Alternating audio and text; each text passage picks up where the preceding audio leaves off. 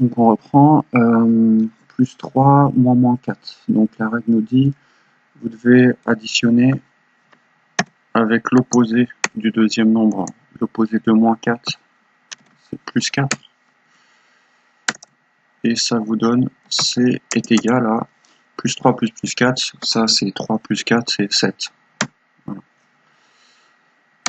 Dernier cas, le cas où le premier nombre est positif, le deuxième est positif aussi. Plus 5, moins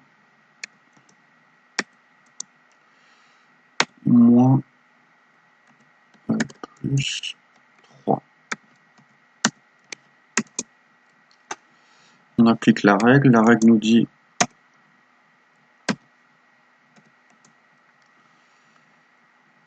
il faut additionner avec l'opposé. L'opposé de plus 3, c'est moins 3. Et vous devez donc calculer plus 5 plus moins 3.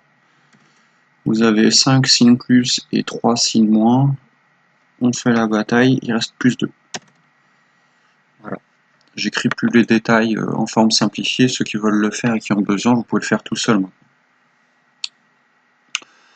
Alors c'est presque la fin du grand 3.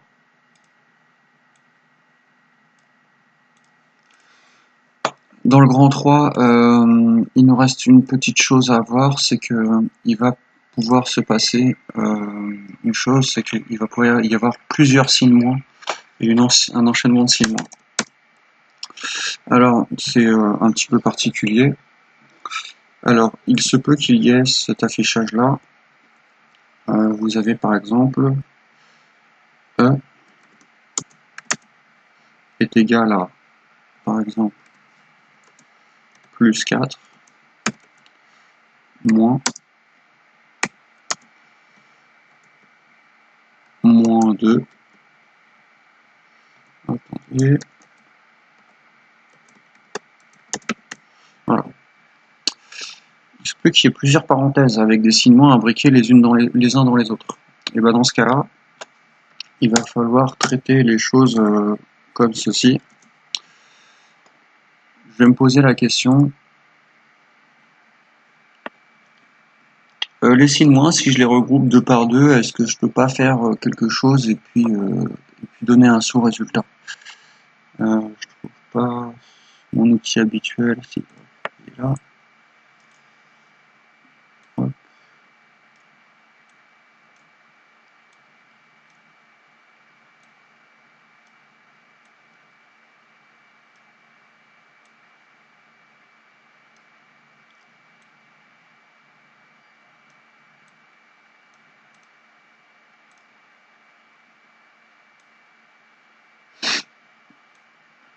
Donc moins 2. Vous concentrez votre regard sur moins 2. Moins 2, il va se transformer en l'opposé de moins 2, c'est-à-dire plus 2. Donc ça, en français, moins 2 se lit. Le premier signe moins, c'est l'opposé de moins 2. Est-ce que vous comprenez bien qu'en fait, si je regarde ce signe moins là, qu'on considère que c'est l'opposé de quel nombre? Du nombre moins 2, bah ça va donner plus 2. Et vous obtiendrez E égale plus 4 moins plus 2. Et ainsi, bah, vous faites comme tout à l'heure. Maintenant, on revient à quelque chose de simple. Ça revient à plus 4 plus moins 2. Et donc, ça revient à 2 ou plus 2, ce qui est pareil. Donc, vous voyez que les signes moins, si vous les regroupez 2 par 2, eh ben, il n'y a pas de souci. Vous pouvez faire votre calcul et puis enchaîner comme ça 3 signes moins. Et on peut imaginer un calcul comme ça. Moins, moins, moins, moins.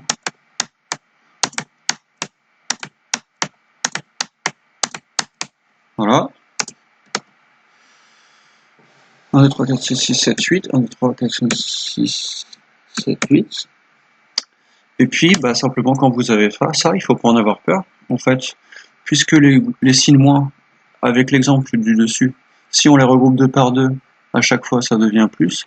C'est-à-dire que 2 par 2, moins 5, moins 5, pardon, ça fait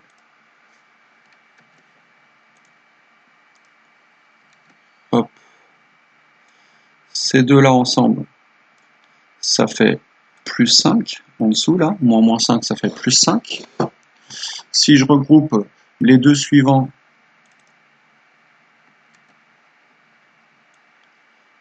ici,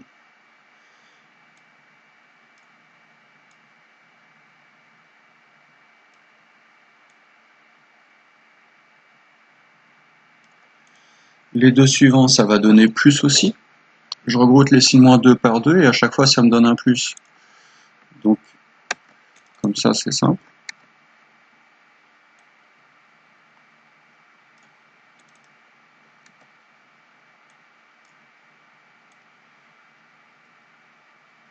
Voilà.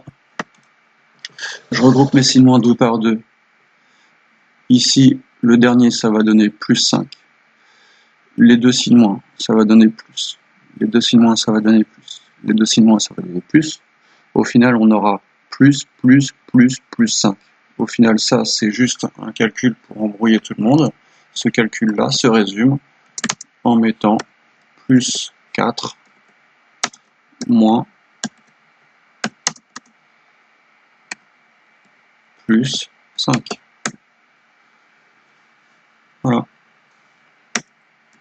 Donc f est égal à plus 4.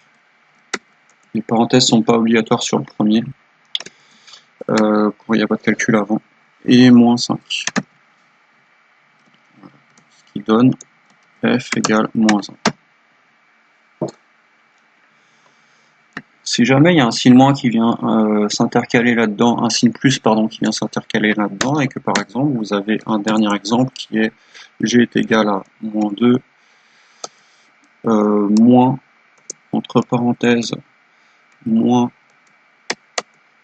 plus moins plus moins 5.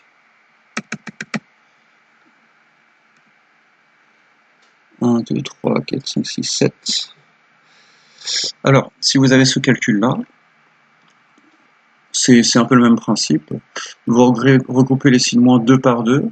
Je vais faire exprès de mettre un plus ici, pardon, pour le changement en cours de route. Vous regroupez les signes moins 2 par 2. Et donc, il y en a certains des signes qui se regroupent bien. Par exemple, ces deux-là se regroupent bien. Ils vont donner plus. Les plus, ici, ils vont rien changer. Je vais les recopier juste pour la clarté. Moins 5. Normalement, ça se fait en une seule étape, ça. Voilà. Ici, à gauche, vous aviez... Je vais revenir à un affichage normal, ne vous inquiétez pas. Un plus, un moins. Une parenthèse. Un moins et un moins 2. Voilà.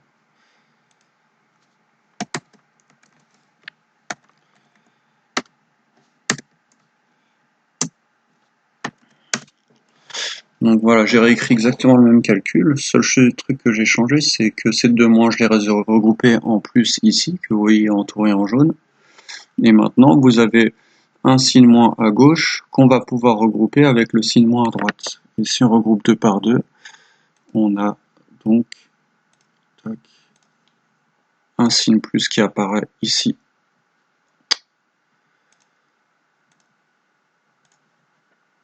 Voilà, un signe plus. Voilà. Ce qui donne donc finalement moins 2, moins plus 5.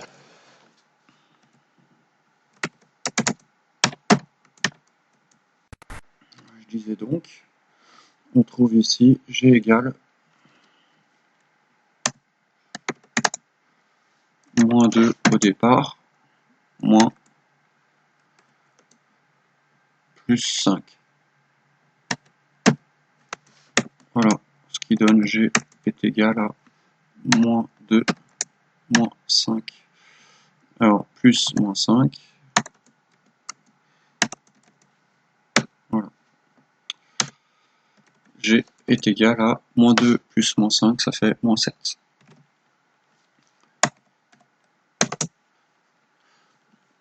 Donc ça, c'est la fin du cours pour aujourd'hui. Donc j'espère que vous avez bien compris comment on soustrait.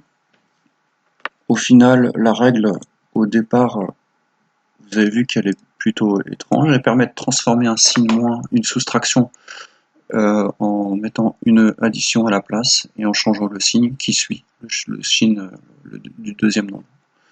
On peut enchaîner plusieurs calculs comme ça. Et puis on a vu aussi que cette règle-là, forcément, elle a un impact au cas où vous rencontriez quelque chose comme ça, ce qui est quand même assez rare. Et puis voilà, on est allé assez loin dans le niveau.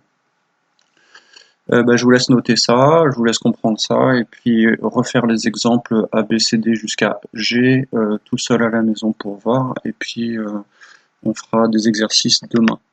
Bon courage.